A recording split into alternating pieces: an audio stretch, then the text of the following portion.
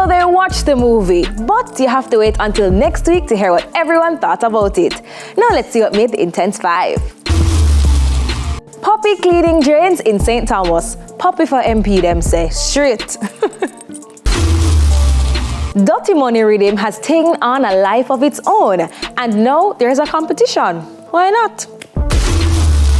Shensia, what a way you drop a track with Massacre. It bad. And I think Jamaica loves you again.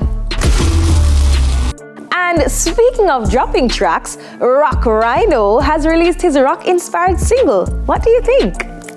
And finally holding the spot this week, Harry and Meghan on the red carpet at the Bob premiere. Of course, British media giving them hell for so many different reasons, but they really don't seem to care. Big up Harry and Meghan. Come back anytime.